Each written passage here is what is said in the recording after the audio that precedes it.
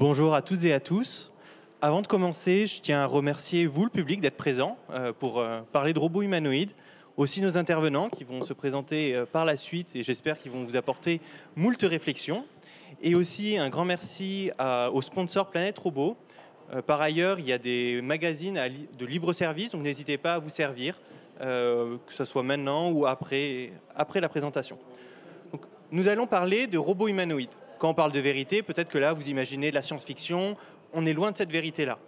Mais, dans les faits, les robots arrivent, des constructeurs automobiles commencent à les mettre dans leur industrie, et nous sommes ici pour parler un peu de l'état de l'art, de ce qu'il en est, et comment on pourra se projeter. Je vais laisser les intervenants se présenter, en commençant par Jean-Louis. Donc Jean-Louis Constanza, je suis cofondateur d'une entreprise qui s'appelle Wondercraft. Wondercraft s'est développé d'abord pour développer des exosquelettes pour faire marcher les gens qui ne marchent pas. 2 des 3 cofondateurs ont, moi mon fils et Nicolas Simon, son frère, en fauteuil roulant. Et nous sommes tous les 3 roboticiens, donc nous avons développé cette entreprise d'abord pour ça. Vous les avez vus probablement pour Thibaut porter la flamme paralympique dans son exosquelette. Vous avez peut-être vu mon fils Oscar marcher devant le président Macron lors de l'ouverture du sommet de l'IA. Donc on y est arrivé. Donc on commence à sortir des exosquelettes. Alors ce sera d'abord aux États-Unis qui remboursent ces matériels. Et sur cette base, on avait une plateforme robotique quasi complète. Il n'y a pas les bras, mais c'est un problème d'incrément, pas de nature. Et il y a un certain temps, on s'est dit on va faire des humanoïdes. On est sorti du bois quand on a fait un accord avec Renault l'an dernier, qu'on a commencé à discuter il y a 1 an. Renault étant le premier client et le producteur de tous nos robots. Comme on va en faire des centaines de milliers, il faut au moins un constructeur automobile pour le faire. Et nous étant le développeur et le vendeur des robots. Voilà, donc nous faisons des exosquelettes et des humanoïdes qui sont à peu près au niveau le meilleur qu'on puisse imaginer en robotique dans le monde. Le premier exosquelette du monde qui marche tout seul, le premier humanoïde européen industriel. Merci. C'est pas trop long? C'est parfait. Merci beaucoup Jean-Louis. On va laisser Cédric se présenter. Bonjour à toutes et à tous. Cédric Loubia, je suis cofondateur de la société General Robotics, qui est une start-up, donc une société bien plus jeune que Wondercraft, qui s'est spécialisée dans la conception et la production de briques technologiques pour la robotique avancée, type robots humanoïdes ou quadrupèdes.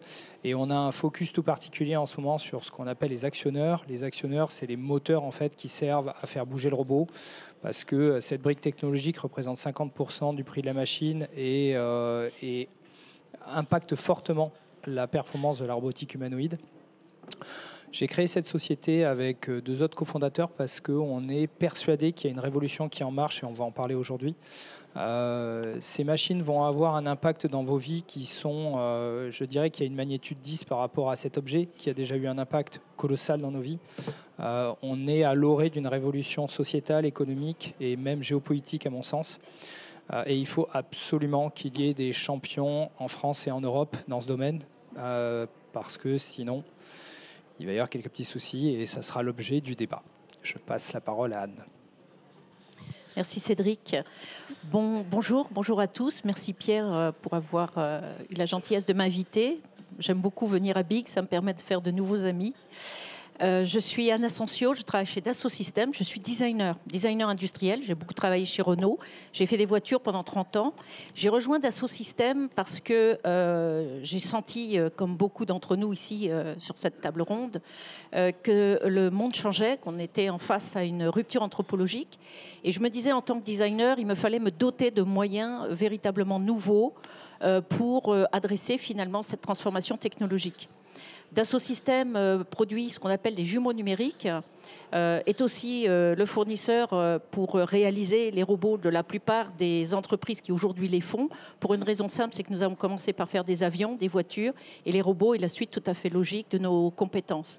En tant que designer chez Dassault Systèmes, je m'intéresse plus particulièrement aux robots autour de la question de l'humain, et en quoi il questionne notre relation et notre altérité avec l'autre, un autre qui est devenu bien plus qu'une machine, qu'il devient un autre nous, peut-être artificiel, et nous-mêmes, nous nous trouvons complètement transformés avec de nouvelles capacités face à la capacité que ces robots nous donnent, voire peut-être dans les récits post-humanistes, une vision d'une fusion peut-être totale entre le vivant et l'artificiel. Donc ces questions à la fois très techniques, de detail design pour accompagner mes partenaires ici à faire des robots qui soient très rapidement mis sur le marché avec des technologies françaises et avec des concepts français de ce que peut être finalement un robot et la vision qu'on pourrait en avoir à la française, et la possibilité aussi de réfléchir à ces questions plus philosophiques. Je fais ça donc en tant que designer et je me réjouis de l'échange que nous allons avoir ensemble. Merci beaucoup, Anne. Je vais laisser cette fois-ci Alain se présenter et il va enchaîner sur une présentation sur l'IA et la robotique. Et après, nous pourrons démarrer le débat. Merci Pierre de cette invitation. Pardon pour la voix. Donc moi, je suis président du réseau mondial Lexing, qui est un réseau d'avocats spécialisé dans l'intelligence artificielle et les robots depuis plus de 30 ans. Donc notre connaissance effectivement du domaine dans le monde est l'une de nos spécialités. Et donc l'idée, c'est de vous présenter un peu le droit des robots. Ce n'est pas de la science-fiction, c'est vraiment de la réalité. J'enchaîne ? Alors j'enchaîne. Donc il existe plus de 100 réglementations liées aux robots. Et qu'est-ce qu'on va appeler les robots?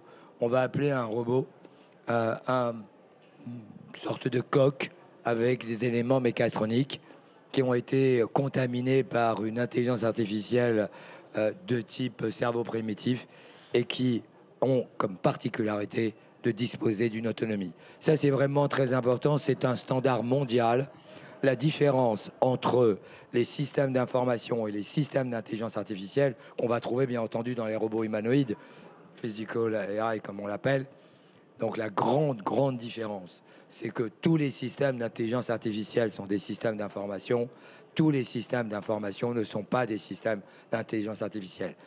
En droit, pour la plupart des réglementations dans le monde, comme je vous disais, plus une centaine, et la dernière arrivée, la réglementation sur ce qu'on appelle l'AIA Act, mais la réglementation sur l'intelligence artificielle, le 2024-1689, comme les spécialistes peuvent l'appeler, c'est l'autonomie. Ce qui fait la particularité de l'IA dans un robot, c'est l'autonomie.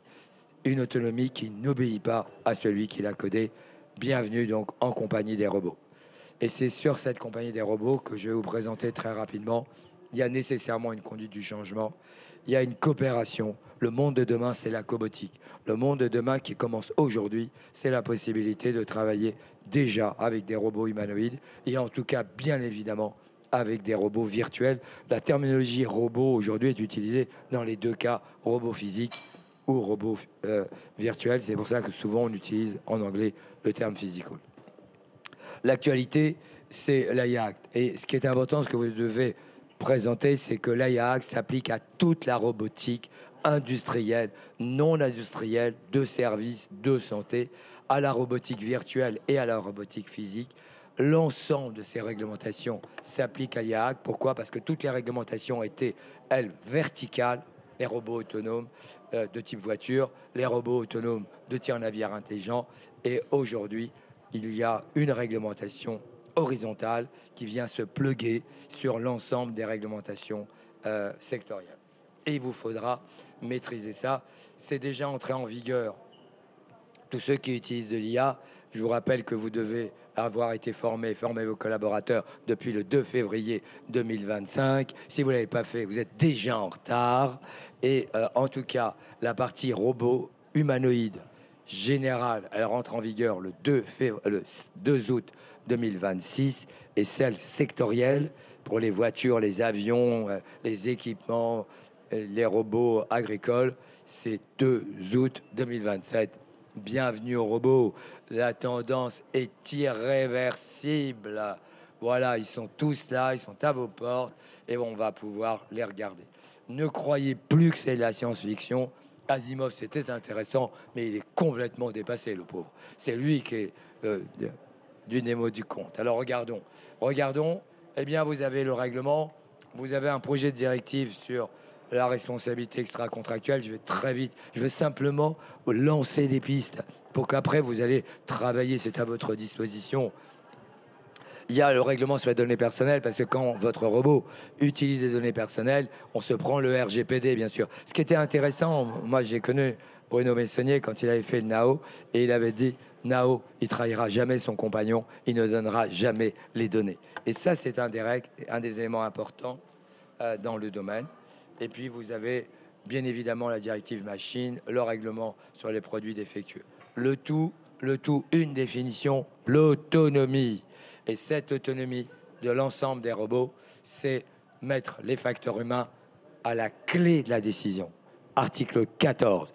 Mais déjà, les conventions internationales sur les robots non humanoïdes, les robots de voiture, percutent l'article 14. L'article 14, il dit, pour tous les robots, virtuels et non virtuels, il faut que les humains soient au centre de la décision. Ça ne me paraît pas vraiment utile, mais en tout cas, c'est la réglementation. Mais dans la convention internationale sur les voitures autonomes, donc les robots autonomes, de type voiture, il est indiqué le contraire. Lorsqu'on sort du niveau 3, pour entrer dans la phase de transition, c'est le robot qui observe l'humain, qui regarde si effectivement il est capable de prendre la main. Et si le robot décide que tel n'est pas le cas, il garde la main et il se met en procédure de sécurité. Donc vous voyez déjà une contradiction.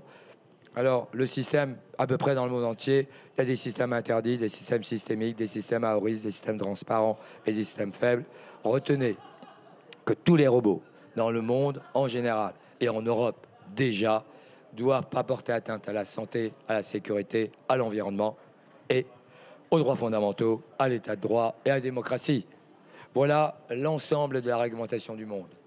Et là-dessus, pour l'Europe, eh bien, on a un système d'organisation avec les systèmes interdits, les systèmes à risque, les systèmes d'IA. La grande règle, retenez-la, c'est que les robots ne doivent pas être occultes. La vraie règle, c'est que dans la cobotique, dans la coopération des humains, certains les appellent des machines qui sont supérieures aux humains. Dans 90% des cas, il y a encore des gens qui osent les appeler des machines. Non, des machines ou pas de machines, peu importe. Ce qui est bien, le point plus important, c'est qu'aujourd'hui, tous ces systèmes, dans le monde entier, vous avez la loi de la Californie, vous avez la loi chinoise, par exemple, il faut obligatoirement dire aux humains qu'ils sont en face d'un robot, ils sont en face de la production d'un robot. Donc c'est cela la grande tendance. Alors quand c'est un robot humanoïde, c'est assez facile. Dans d'autres cas, c'est un peu plus compliqué. C'est d'autant plus compliqué qu'ils utilisent aujourd'hui, la plupart des robots humanoïdes, ils sont tous effectivement survitaminés au LLM. Et donc les LLM, à ce niveau-là, le robot, il dit ni vrai, ni faux, ni logique, ni raisonnement, ni référence, ni source, ni stabilité, ni arbitraire, ni question, ni réponse. Et donc le robot humanoïde, il est piloté par les risques. L'idée, c'est que les fabricants, les intégrateurs, les distributeurs, les importateurs, les mainteneurs et les utilisateurs. Alors, ça n'existe plus, les utilisateurs. Ils ont changé de nom. En matière de robotique, on les appelle les déployeurs. C'est ce qu'on appellerait dans l'industrie les utilisateurs. Pourquoi ? Parce qu'on veut distinguer les déployeurs des personnes physiques. Donc voilà, vous avez toute une réglementation qui s'applique maintenant. Vous avez des annexes, vous avez des exigences. Je vous les ai mis pour simplement les égrener. Et puis vous avez des étapes. Alors, certains ont voulu dire que le RGPD et le RIA, c'était très proche. Oui, c'est aussi proche que la distance entre la Terre et Proxima b, 4,2 milliards d'années-lumière. Voilà.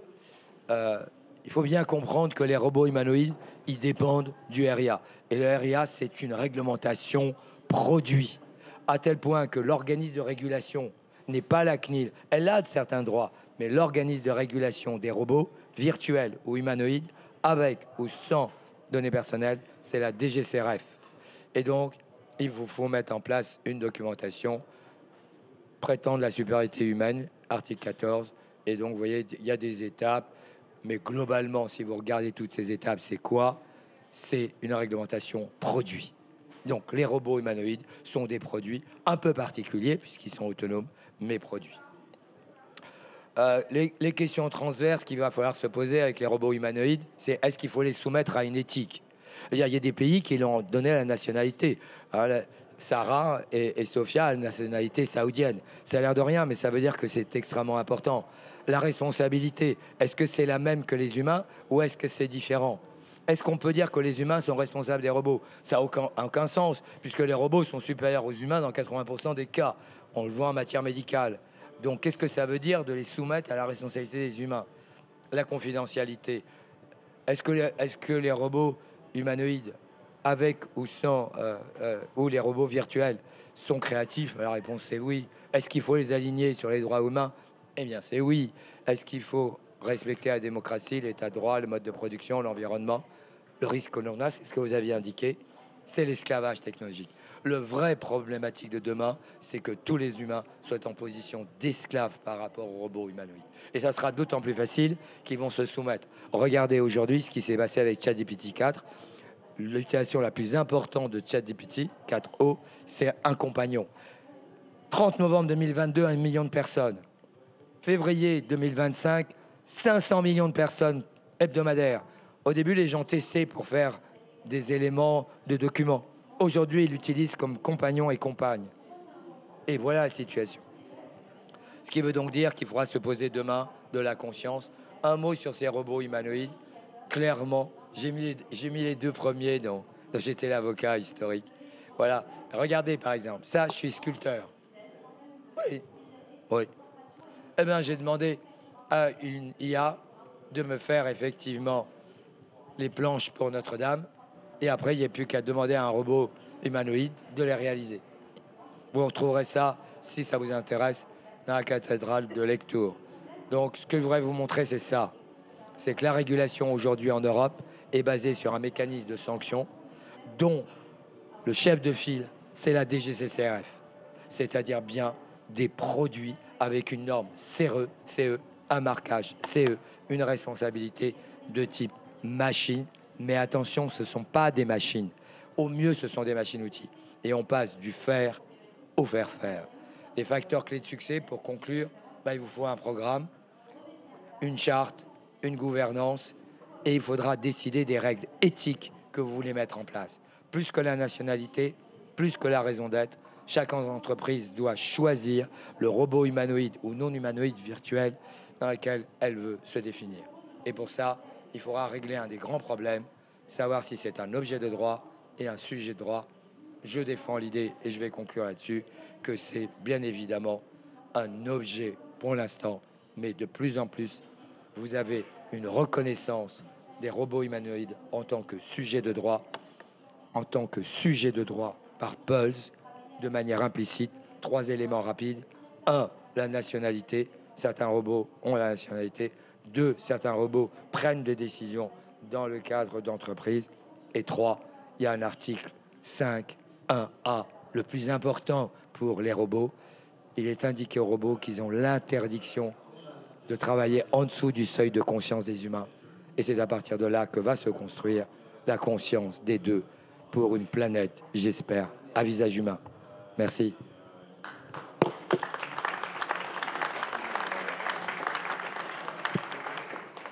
Merci beaucoup Alain pour ces clarifications, ces explications sur tout cet aspect à la fois législatif et IA. Maintenant, on va rentrer dans le débat en comprenant déjà un peu plus. Donc on a vu cette partie législative, cette partie création du droit, mais sur la question technique, pourquoi on utiliserait ces robots humanoïdes plutôt que des robots traditionnels? La question un peu subsidiaire aussi, c'est est-ce que le design permettrait d'accélérer ces changements? Je laisse la main à Jean-Louis. Alors, pourquoi des robots humanoïdes ou un peu humanoïdes? Nous, Wondercraft, on a révélé notre robot il y a 2 mois et demi et on est en train de le proposer à des industriels. On voit que, dans un premier temps, ces robots vont opérer dans des unités de production, dans des usines. Pourquoi? Parce que à la jonction entre tout ce qui est déjà automatisé dans les usines, il y a des humains qui, en général, ont des tâches pénibles et difficiles, dangereuses. Et ça représente, en fait, quand vous allez dans une grande usine, vous voyez plein de robots qui manipulent, par exemple, des voitures, et vous avez des humains qui sont laissés aux jonctions entre les flux, entre les processus, et qui écopent, en fait, des tâches que les robots n'ont pas pu faire parce qu'elles étaient complexes. Et si elles sont complexes, c'est souvent qu'elles font mal au corps humain, elles sont épuisantes, etc. Donc, la première approche de la robotique, c'est vraiment les unités de production, vraiment les tâches difficiles et complexes. Ça ne rend pas la robotique plus simple, mais en tout cas, ça lui donne une priorité qui est intéressante. Après, peu à peu, on va, mais ce n'est pas possible aujourd'hui, évoluer vers des métiers plus de service. Et in fine, ce qui nous intéresse, nous particulièrement en Wondercraft, de service à la personne. En particulier les personnes qui ont une autonomie réduite. En particulier parce que c'est des personnes âgées, soit avec des problématiques qui les mettent en situation de handicap, et on les connaît très bien, puisqu'ils utilisent parfois nos exosquelettes.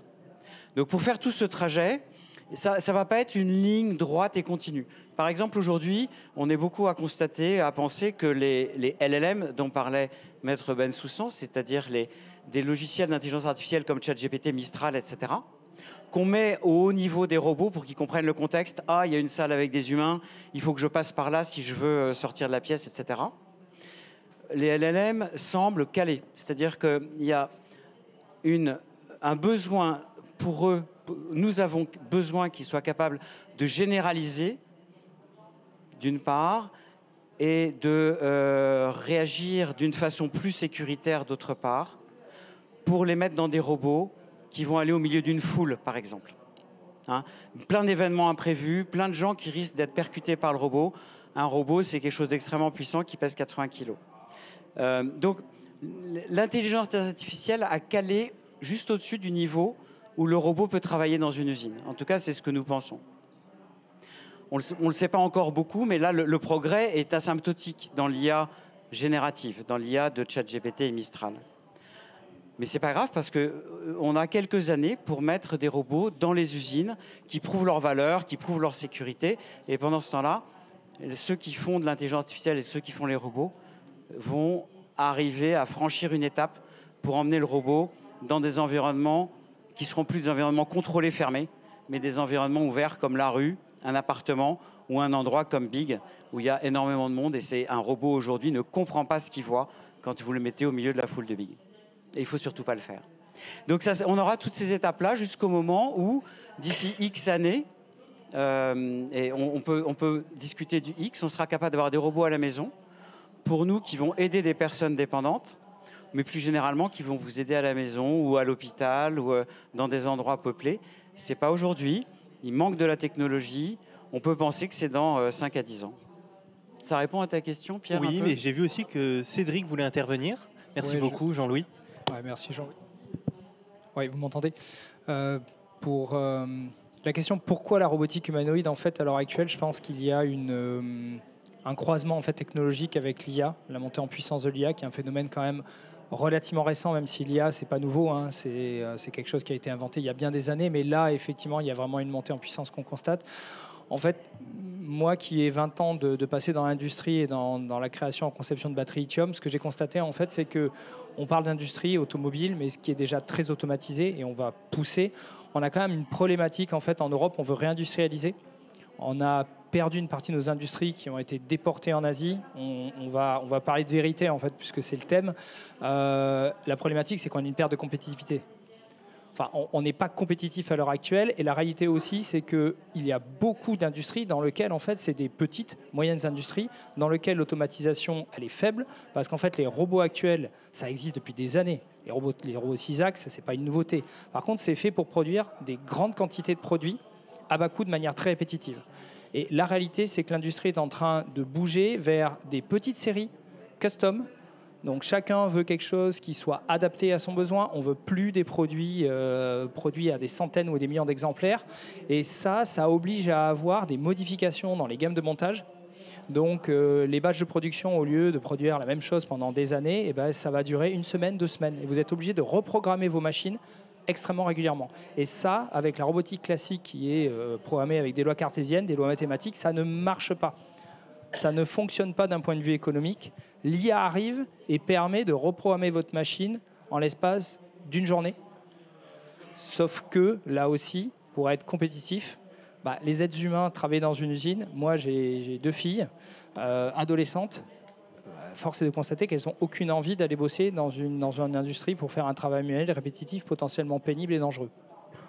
Et je complète en disant, au-delà du tableau que brosse Cédric, et dans le cas de ces filles, c'est une exception, On est sur un arrière-plan en Chine, au Japon, en Corée, mais aussi en Europe, d'effondrement démographique. Donc une bombe démographique. Il n'y a plus de gens, et déjà dans les usines de nos futurs clients, on rencontre des gens qui n'arrivent plus à embaucher. Et bombe économique, puisque la productivité en France, elle est comme ça depuis 10 ans, et le coût salarial est comme ça. Donc cet écart, il explique une bonne partie de nos problèmes économiques, et il est invivable. Je te repasse la parole, mais c'est parfait, ça complète.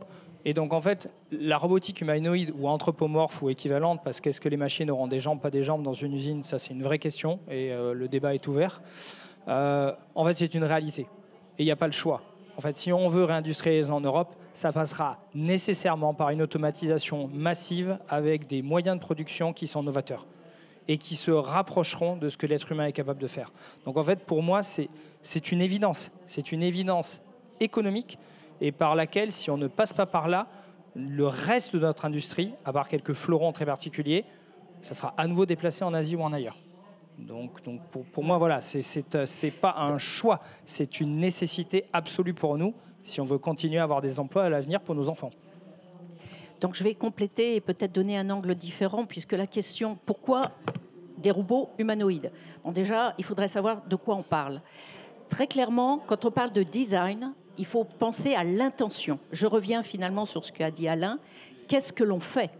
On n'est pas juste dans une optimisation de la productique sous une contrainte démographique ou une contrainte économique de productivité, de compétitivité. Nous sommes face à une rupture anthropologique qui indique très clairement que nous devons avoir une clarté dans l'intention de ce que l'on fait. C'est-à-dire que ce n'est pas parce qu'on peut le faire que nécessairement on doit le faire. Un robot humanoïde, aujourd'hui, c'est très simple. On se dit un environnement industriel, c'est de très gros investissements capitalistiques.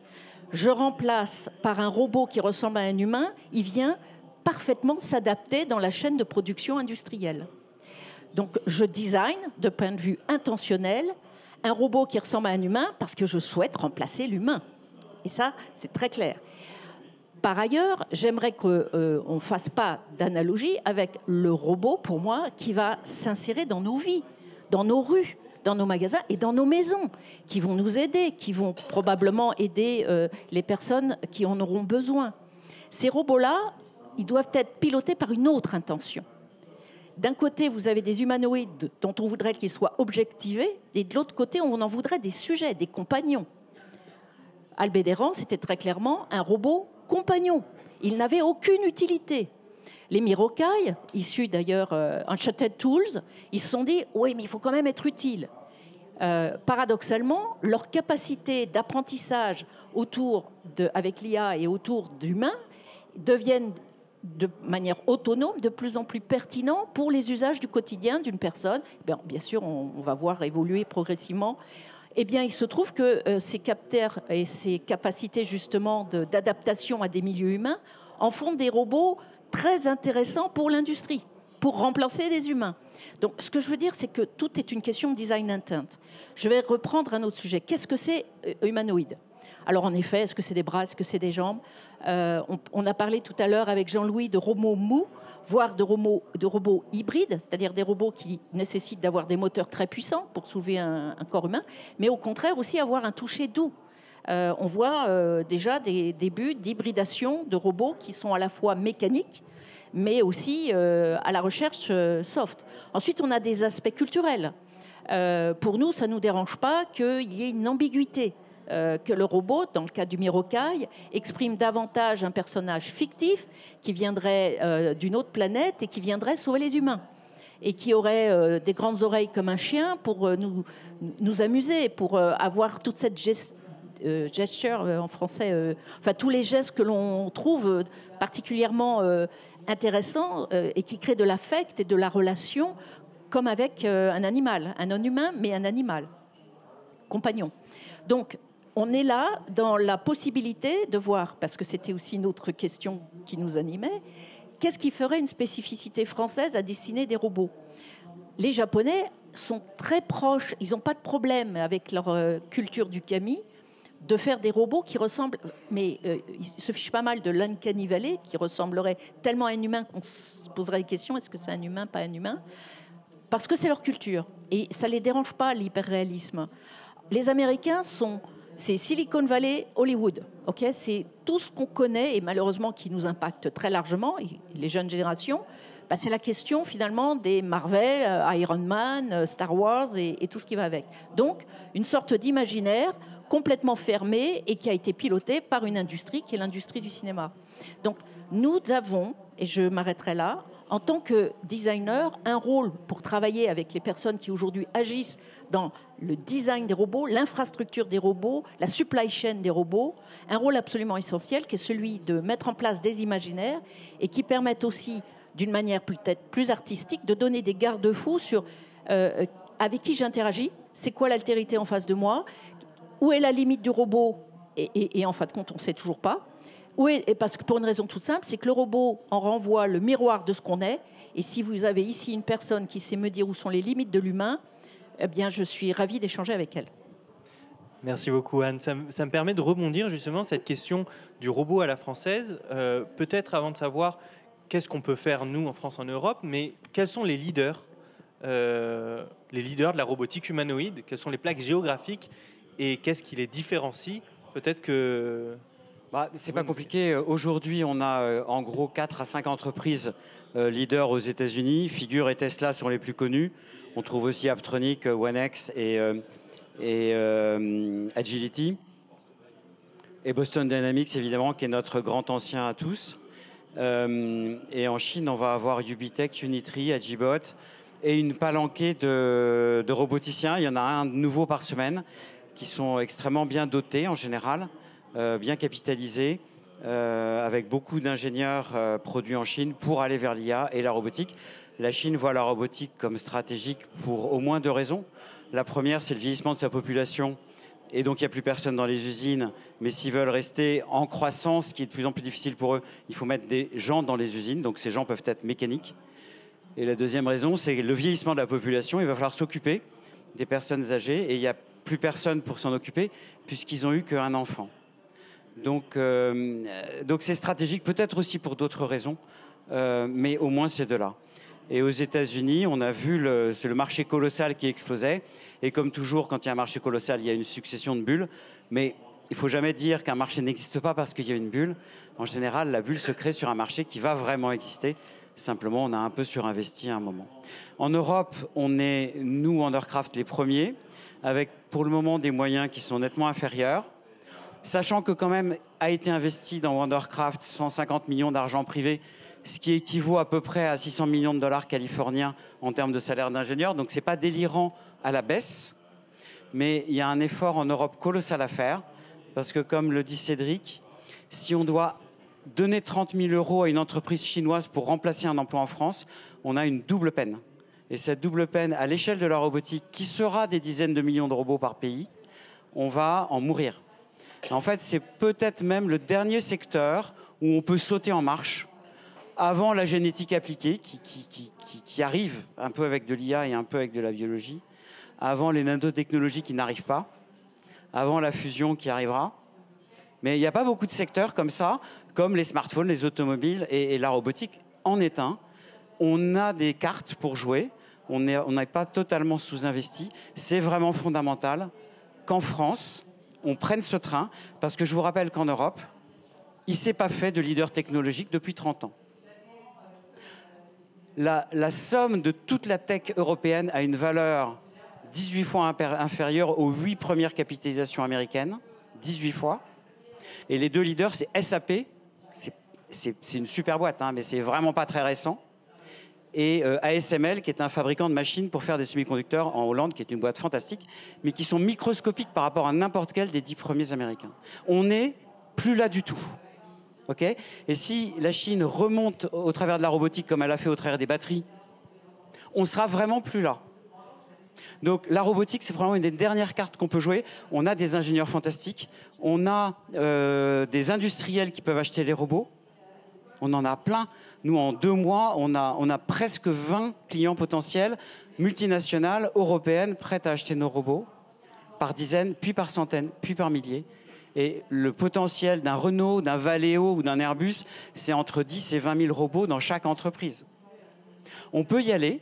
mais il faut vraiment pas le rater parce que je suis pas sûr qu'il y ait beaucoup de trains de secours derrière, quoi. Une fois que les robots sont là, c'est eux qui fabriquent, c'est plus nous. Alors, je suis 200% aligné avec ce que vient de dire Jean-Louis. Un petit élément supplémentaire. Alors, je suis désolé parce que c'est quand même un peu anxiogène notre discours depuis tout à l'heure. Je mesure à quel point, je pense, que ça peut vous interroger, vous frapper. Mais c'est le but. C'est le but parce qu'on est là pour dire la vérité, justement. Et du coup, il faut vraiment être conscient qu'il y a une guerre économique qui se joue.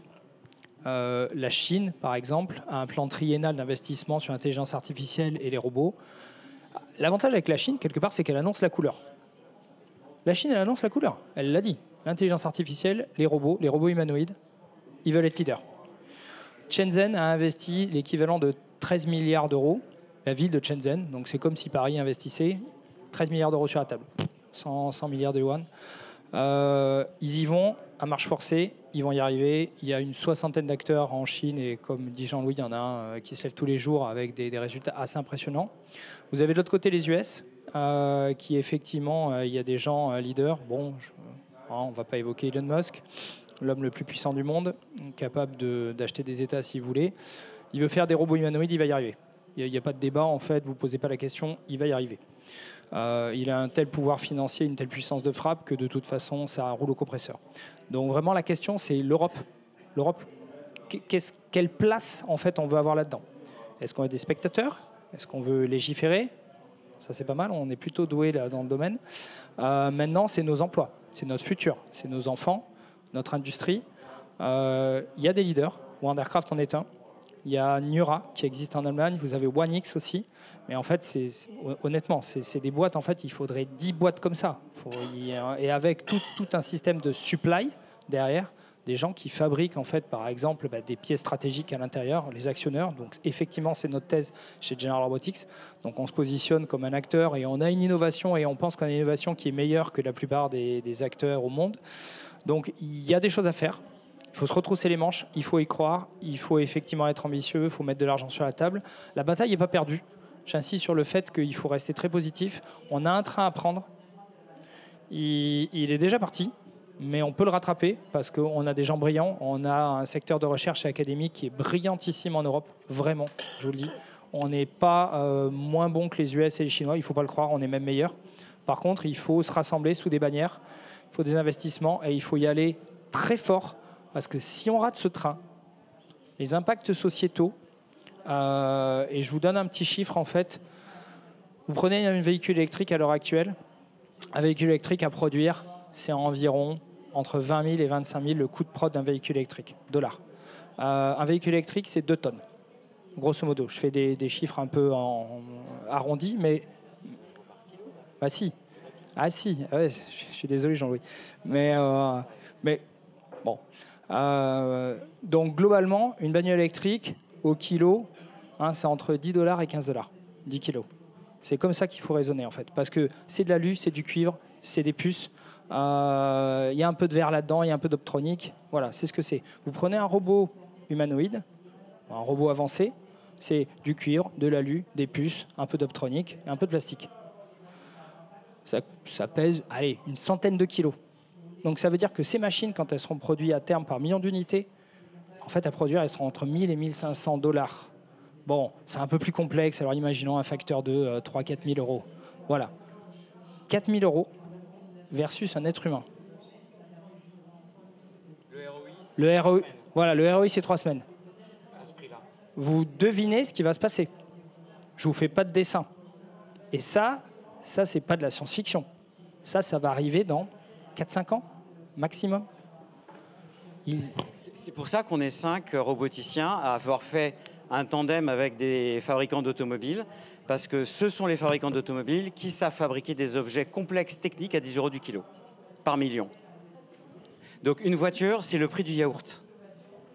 C'est magique, mais on va le perdre si c'est des robots chinois qui font les voitures. Parce qu'un jour, quelqu'un tournera la clé, les robots s'arrêteront. Parce que le robot, il connaît le plan non seulement de l'usine, mais de tous les process qui s'y déroulent. Et simplement parce que la valeur du robot, elle va partir ailleurs. Et on n'aura même plus de quoi créer de la valeur par les emplois qui sont dans l'usine. Donc c'est pour ça que c'est vraiment un secteur important. C'est pour ça que c'est un secteur sur lequel mettons tous des efforts, parce que, encore une fois, comme tu disais, le train, il est parti, mais derrière, je ne suis pas sûr qu'il y a encore beaucoup de Alors, trains. je vais juste interjecter. Donc, je vois que je joue je vais me mettre du côté de... Et si l'Union européenne mettait des garde-fous très précis sur la manière du design intent du robot? Moi, je crois qu'on parle aujourd'hui d'une situation d'hyper-accélération, d'hyper-pression industrielle. Et ça me fait penser ce qui s'est passé avec l'automobile au moment où c'était un marché d'équipement, où on faisait vite, on optimisait les processus, on optimisait la matière, on optimisait les pièces pour faire au moins cher et équiper d'automobiles l'ensemble des foyers. Aujourd'hui, on est sur cette même courbe, mais à une échelle, c'était la même chose pour l'iPhone, mais là, on est sur une plus grande échelle. La question que j'entends, moi, souvent, parce que j'échange avec des designers, ce qui pourrait être une spécificité européenne, c'est ce qui est, et qui nous qualifie dans l'industrie du luxe et l'industrie créative, qui est la partie culturelle, finalement, de notre exception française ou européenne.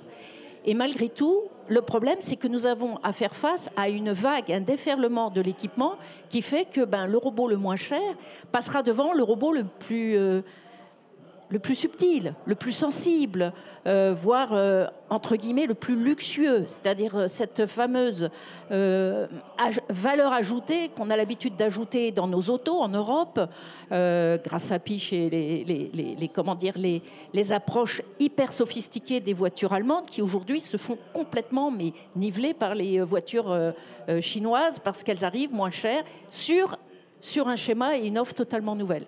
Donc, ce que je voulais dire, c'est qu'en effet, on pourrait imaginer qu'on a des atouts.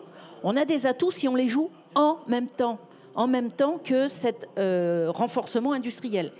Parce que il y a une spécificité européenne à dessiner des robots avec un design intent qui va permettre de préserver, entre guillemets, un art de vivre ensemble avec les robots, avec les autres humains, avec les non-humains. Et ça se design. Et ça se design pas au niveau technique et de l'assemblage des pièces. Ça se design au niveau politique, économique bien sûr, politique, démocratique. Et ça, on ne peut pas juste sanctionner si on ne sait pas pourquoi on sanctionne. On ne peut pas sanctionner si on ne sait pas pourquoi et pour quel vivre ensemble on prévoit de faire des choses. D'où l'intérêt qu'il y a en ce qui nous concerne et ce qu'on cherche à faire, c'est projeter des futurs. On crée des avatars, des humains.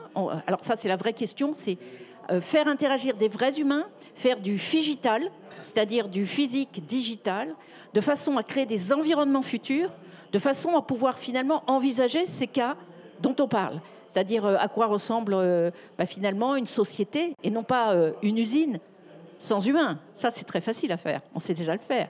C'est à quoi ressemble une société où les robots font ce que font les humains aujourd'hui et quel serait ce travail, entre guillemets, s'il n'y a plus de travail, quelles seraient les actions? Ce serait quoi cette société agissant d'humain?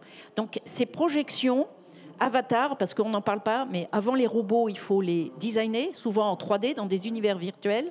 On modélise ces systèmes, on modélise les interactions, on modélise la façon dont on va pouvoir interagir avec eux, parce que le premier niveau d'humanoïde, en fin de compte, c'est cette capacité d'interagir avec eux. On pourrait presque qualifier ChatGPT ou mon chat, quand il nous parle, par moment, on peut presque se dire, mais c'est un ami. C'est un ami virtuel, mais c'est un ami. Donc voilà, c'est cette question-là que je pense qu'il faut aussi mettre en avant. Donc je parle vrai. Ne croyons pas qu'on a des spécificités, qu'on va juste rejouer comme on l'a fait pour l'industrie du luxe face à l'industrie de la masse et de la consommation. Pour autant, c'est un très bon retour à analyser, puisque les industries créatives aujourd'hui permettent à l'industrie française de s'en sortir. Je n'ai pas une réponse directe ou polémique avec ce que vient de dire Anne, et juste 2 ou 3 commentaires sur pourquoi les clients achètent nos robots à nous, Wondercraft, ceux qui sont en train de dire tiens, on va vous en acheter 10 pour en tester et puis en faire 100, donc à qui ils plaisent. Notre premier robot, qui était encore un POC, un Proof of Concept, qui s'appelle Calvin, 40, parce qu'on l'a fait en 40 jours et qui porte 40 kilos, il joue pas du tout, et c'était voulu quand même. Il ne joue pas du tout la carte chinoise où les robots chinois américains se ressemblent tous et c'est extrêmement difficile de les reconnaître parce qu'ils ont tous une tête d'un film d'Asimov d'il y a 10 ans. Si vous avez vu iRobot, avec Will Smith, c'est ça. Ils ont tous une tête avec un miroir ou un trou, des membres un petit peu, on voit à moitié les articulations et les moteurs, etc. C'est vraiment Hollywood, comme disait Anne. Et nous, on a fait un robot sans tête, déjà. La caméra est ici et là, enfin il y a plusieurs caméras. Des membres assez filiformes alors que les moteurs sont hyper costauds. Et il a un look très, très, très détonnant. Et ce qu'on a comme réaction des gens qui sont dans les usines et directeurs d'usines, c'est « Waouh, super, vous m'avez fait un outil. Vous m'avez pas fait Asimov. » Donc là, on va avoir une période un peu comme ça, en fait, où les clients vont vouloir un outil vraiment fonctionnel qui permet d'augmenter la sécurité, d'avoir un ROI rapide, etc., etc. Après, dans notre vision Wondercraft, à l'autre bout du spectre de ce qu'on veut fabriquer, c'est un robot pour aider ma vieille maman ou mon fils. Mon fils pour mettre sa chemise parce qu'il est faible des mains, il n'est pas seulement faible des jambes, donc il ne peut pas mettre sa chemise, il ne peut pas se coiffer.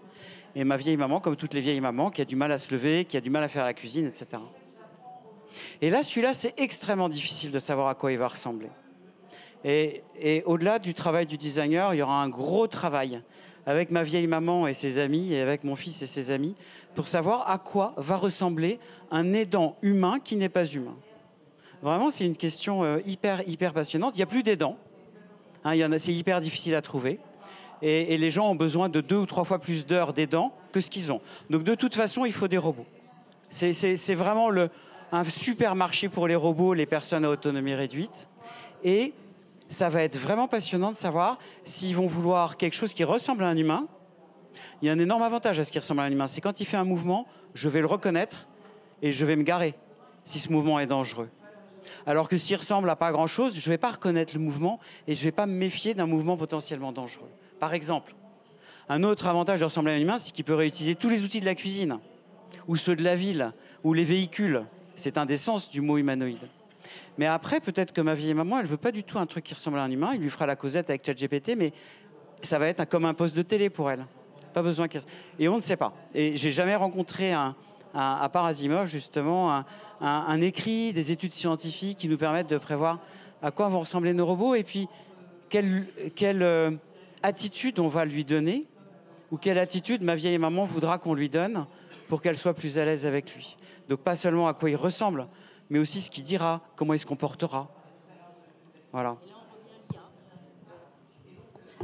Et là, on revient à l'IA, parce que ce que je trouve fascinant avec l'IA, on n'en a pas beaucoup parlé, mais pour créer une interaction avec un robot ou une altérité, je veux dire une altérité, en fin de compte, il faut des histoires. Et créer des histoires, et une résilience dans ces histoires, c'est-à-dire il faut que ça marque.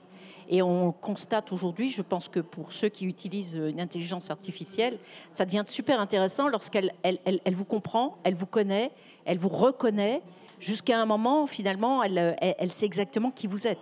Elle vous pose d'ailleurs des tas de questions auxquelles vous répondez directement ou indirectement, et progressivement se crée un lien.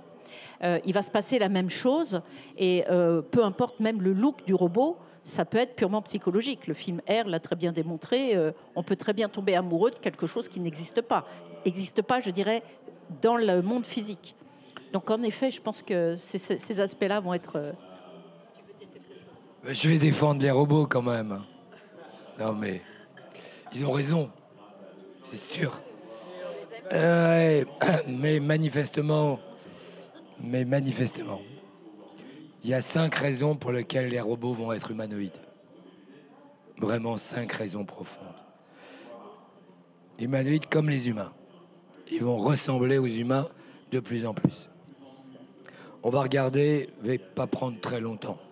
Et moi, j'essaye de regarder que la partie juridique. Le droit, c'est un équilibre précaire entre culture et économie.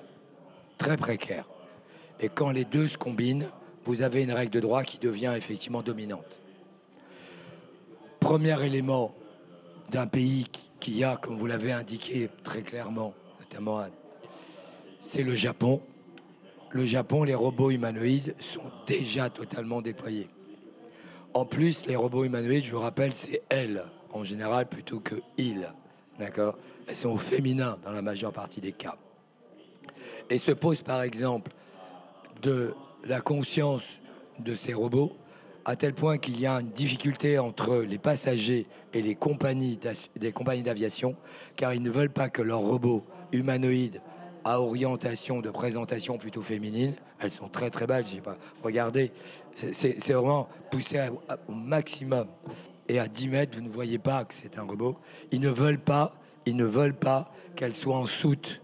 C'est-à-dire qu'ils ont déjà changé le statut d'objet pour le statut de sujet. Mais ils ne veulent pas payer 2 places.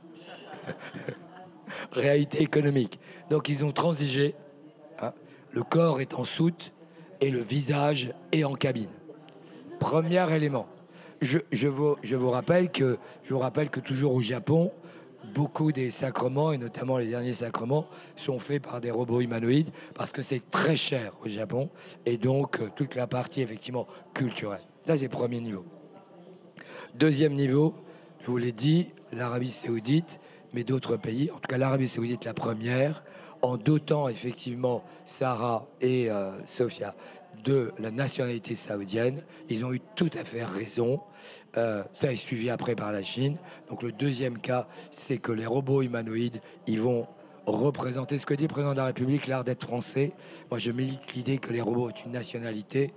Et donc, quelque part, ils expriment une culture et un droit associé à cette culture. Donc le deuxième, c'est que la reconnaissance de la nationalité. Mais si vous allez en usine, depuis que moi je les observe, les premiers humanoïdes où ils avaient simplement un corps et puis ils avaient une tête, et dans cette tête, c'est une fausse tête, c'était effectivement un PC avec un écran, tous les compagnons lui avaient donné un nom et un prénom. Donc l'élément à la nationalité robot humanoïde, c'est le deuxième plus. Le troisième, vous l'avez dit, c'est que si on fait des robots humanoïdes, et ça les Chinois ont parfaitement compris, c'est tout l'environnement humain, tous les objets humains, toutes les actions humaines qui sont faites effectivement par le compagnon robot, bien sûr. On n'est pas obligé de créer des instruments, des ustensiles, une organisation. C'est que si le robot est humanoïde, il vit dans ce monde humanoïde. La troisième raison pour laquelle les robots humanoïdes, les Chinois ont eu raison, c'est d'aller vers... La quatrième raison, c'est que les gens ont besoin d'un compagnon. Et malgré qu'on leur a rien dit, le 30 novembre 2022, ChatGPT, 30 novembre 2022, février 2025, 500 millions de personnes avaient comme premier usage la compagne et le compagnon.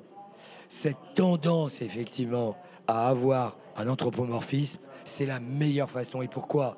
Mais parce que le LLM, il est beaucoup plus gentil, il est beaucoup plus empathique, il est beaucoup plus responsable et il dit tout ce qu'on veut entendre. Donc la quatrième raison, c'est que le mode compagnon est le mode le plus efficace. Et enfin, le dernier, c'est parce que juridiquement, dans tous les pays, c'est déjà reconnu. Notamment en Chine, les gens avaient dit, vous vous rendez compte, les IA chinoises et les robots chinois doivent effectivement respecter la démocratie chinoise. Et qu'est-ce qu'on a fait, nous? Nous, effectivement, dans l'IA Act, eh bien, on a un article au 2 qui dit que les robots humanoïdes ou non humanoïdes, ça s'applique pour les deux, ne doivent pas porter atteinte à la démocratie. Et c'est laquelle démocratie? C'est la démocratie européenne. Et on a fait un processeur d'universalité, c'est qu'on a dit tous les robots qui viennent hors Union européenne et qui viennent en Europe doivent être conformes au droit européen. Mais plus que ça, tous les robots qui sont hors Union européenne, mais dont les résultats sont produits hors Union européenne, mais dont les résultats sont mis en œuvre en Union européenne, alors ces résultats doivent provenir de robots qui sont à l'étranger, conformes à l'éthique européenne. Bienvenue aux robots humanoïdes. Ils auront la personnalité juridique dans très peu de temps. Merci beaucoup. Alors, on a encore moult choses à vous dire, mais l'heure tourne et comme toutes les bonnes choses, ça a une fin. Donc si vous devez peut-être retenir quelque chose, les robots arrivent. Les robots sont là, on peut voir ça comme anxiogène, mais aussi comme une source d'opportunité avec les moyens de faire des robots à la française, de faire des robots peut-être plus orientés luxe. Tout cela arrive et il est grand temps de se saisir de cette opportunité. Je vous propose de passer les 7 dernières minutes, 7 minutes 14 exactement, si vous avez des questions. On va faire passer les micros et n'hésitez pas à poser les questions aux intervenants. Un grand merci. Et encore une fois, n'oubliez pas, le magazine Planète Robot se distribue. N'hésitez pas à venir vous servir. Il n'en reste pas beaucoup, donc précipitez-vous pour en récupérer.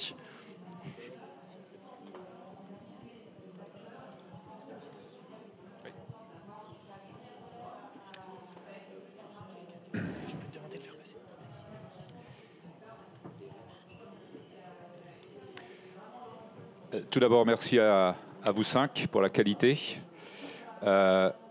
Précisément, qu'est-ce qui, selon vous, quel est le premier frein en France à lever pour débloquer la robotique en France versus la Chine ou les US, où ils y vont comme des dingues? J'entends souvent, il manque de fonds, il manque de fonds. Au-delà du fond, le fond arrive quand on convainc. C'est le coût unitaire, c'est le ROI, c'est l'acceptation, la culture. Vous parlez d'un compagnon. On a un compagnon aujourd'hui virtuel. Il y a besoin d'un compagnon physique? Je pense que oui, hein, j'adore ça. Mais quelle est la chose en France à débloquer au-delà de « il faut des fonds » ? Alors, le fonds, pardon, je ne veux pas du tout vous contredire, mais les fonds n'arrivent pas quand on convainc. Les fonds peuvent ne pas arriver, en fait. Et il y a 2 ans, c'était impossible de vendre un business case. Je parle sous le contrôle d'investisseurs que je reconnais dans la salle. Un business case de robots humanoïdes en France et plus probablement en Europe. Pour moi, c'était impossible. Peut-être qu'on s'y est mal pris. C'était trop tôt. Et en Europe, on est timide face aux ruptures. Après, c'est contaminant, quoi. Un investisseur ne peut pas se lever tout seul en disant « moi, je vais y aller, il faut que les autres soient là aussi ». Alors qu'aux États-Unis, il y a tellement d'investisseurs que quand on annonce une rupture, il y en a 10% qui vont y aller et ça suffit pour mettre, par exemple, dans Figure à l'époque, 200 millions de dollars. Et à l'époque, je ne pouvais pas lever 20 millions sur les robots humanoïdes. Au même moment, avec probablement même plus de technologie chez nous que chez Figure. En tout cas, c'était comparable. Donc non, c'est pas vrai. En Europe, on met moins d'argent, moins vite sur les ruptures. Parce qu'on n'y croit pas, en fait. Il y a une sorte de chic à ne pas dire les lanceurs récupérables. Non, c'est quand même un truc de science-fiction. J'en ai plein comme ça. Et vous les connaissez aussi. Donc ça, c'est vraiment fondamental. On est timide face aux ruptures parce qu'on se dit non, mais voilà, c'est de la science-fiction. Ensuite... à l'autre extrémité du spectre, je dirais, il n'y a pas d'acheteur. Quelle boîte va racheter Wondercraft si on réussit vraiment en Europe? Honnêtement, personne. Et donc, les investisseurs n'y vont pas, puisque pour eux, une bonne sortie, c'est une grosse boîte qui rachète. Alors qu'aux États-Unis, une grosse boîte va racheter tel ou tel. Regardez, là, il y a Nvidia qui investit comme des brutes. Enfin, c'est de l'échange en nature, mais dans OpenAI, encore un coup, etc. L'écosystème se rachète mutuellement. Ils se cassent la figure parce qu'il y a des bulles énormes, mais à la fin, ça se rachète. En Europe, ce n'est pas le cas. Aucune boîte. Donc, comme il n'y a pas d'acheteurs, il n'y a pas d'investisseurs. Et ça, c'est vrai. Ensuite, les équipes sont parfois pas assez ambitieuses. Et ça, c'est du côté des entreprises. Pas assez en rupture, justement. Mais, et donc, j'entends, hein. Et donc, il faut de l'ambition vers la rupture. Et après, il faudrait qu'il y ait des grosses boîtes pour acheter, mais je ne suis pas sûr qu'il y en ait en Europe. Il y a des problèmes sans solution. Hein. Je ne suis pas sûr qu'il y en ait. Peut-être que ça va se débloquer. Nous, ce n'est pas un rachat, mais c'est vrai que l'accord avec Renault, pour moi, c'était un truc assez nouveau. Parce que Renault n'est pas arrivé en disant on vous rachète et puis on va faire autre chose. C'est arrivé en disant on va monter un truc ensemble. Il n'y a pas énormément d'exemples dans l'industrie, il y en a, hein, mais ils sont rares. Vous êtes parti d'un vrai use case, un robot qui aide l'humain, vraiment, et ça vous a permis d'aller vers l'industrie. Est-ce que ce n'est pas une solution, un peu une approche à généraliser? Je ne sais pas. Je ne suis pas bien placé pour vous répondre, mais c'est un axe qui nous intéresse et nous paraît délicieusement ironique. Surtout qu'on va revenir à l'humain après. Voilà. Dans les éléments juste stratégiques, brièvement, je rajouterai aussi la supply. Parce qu'une des problématiques aussi, c'est que quelque part, il faut produire avec un coût attractif. Et en fait, il y a un ensemble de sous-traitants. Et malheureusement aussi, on s'est désindustrialisé massivement. Du coup, le bloc d'aluminium, on est obligé de l'acheter ailleurs. Il coûte une blinde. Alors, c'est peut-être pas le bon exemple. On a quand même quelques personnes qui font de l'aluminium en France. Mais il y a d'autres choses qu'on ne peut plus trouver en Europe. Donc, il y a aussi la problématique de la supply. Et je rejoins quand même Jean-Louis avec son analyse. Je la partage. Là, on parle de problématiques. Et ma question, c'était vraiment quelle est la chose à faire? La chose à faire, c'est se retrousser les manches, c'est y croire, c'est y aller, c'est créer des boîtes, c'est tester, c'est innover avec des laboratoires, c'est motiver des gens qui sortent des grandes écoles ou pas, des créateurs, des gens qui sont avec le mindset en fait, qui veulent se retrouver, c'est donner envie. En fait, malheureusement, on a un discours, et je le regrette tout à l'heure, qui est quand même hyper anxiogène, mais en même temps, ça a pour but de secouer en fait. On a l'opportunité, en fait, on le répète, en fait, on a une fenêtre de tir. On a une fenêtre de tir. Il ne faut pas la rater, il faut y aller. Moi, je suis un archi convaincu. Et si General Robotics, j'espère que ça réussira pas, on aidera d'autres boîtes. Peu importe, il faut y aller. En fait, il faut être conscient que c'est une guerre économique qui va se transformer en une guerre géopolitique. Je ne vous parle même pas des conséquences une fois que des gens seront capables de produire à millions d'unités ces objets et qu'ils en feront un autre usage que dans l'industrie ou pour être votre quotidien, votre compagnon dans votre quotidien. Il faut quand même se poser 2-3 questions à ce niveau-là.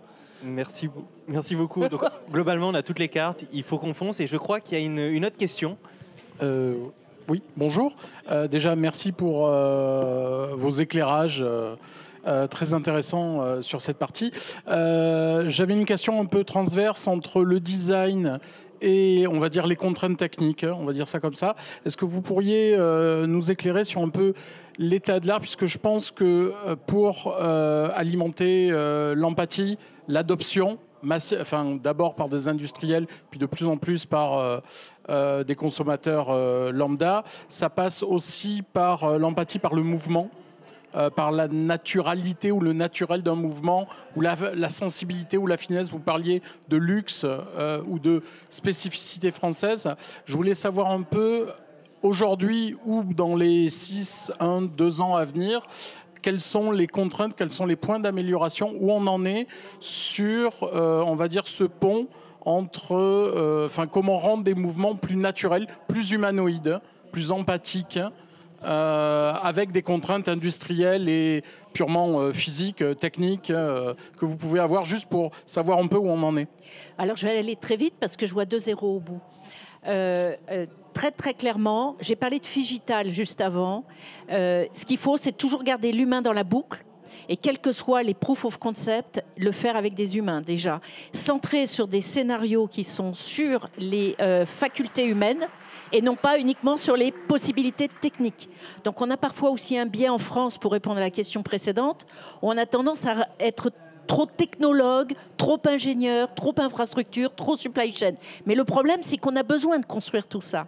Mais la réalité, c'est ce qui fera notre singularité, c'est la manière très spécifique en tant que Français, avec notre art de vivre, de construire des relationnels, des interactions, on dit en design. Et pour ça, on a des objets physiques, virtuels, qui nous mettent en condition. On fait ça à l'hôpital, on fait ça, je travaille avec l'ISIR à la Sorbonne-Jussieu. Ils ont un laboratoire des systèmes intelligents de la robotique. On a des Mirokai, on a des Pepper, enfin on a tout ça. Et l'idée, c'est de le faire avec les enfants, les personnes âgées. Et là, on est vraiment sur le cognitif, mais qui s'incarne, qui se réifie dans un robot. Mais moi, pour moi, enfin, vous voyez, j'ai la même passion que Cédric sur cet aspect-là. Je crois au savoir-faire et aux compétences françaises pour exprimer dans un robot quelque chose d'unique. Merci beaucoup. On va devoir s'arrêter là. Je sais qu'il reste quelques questions, mais on reste dans les environs. Donc n'hésitez pas à venir nous poser des questions. Un grand merci à vous et à nos intervenants.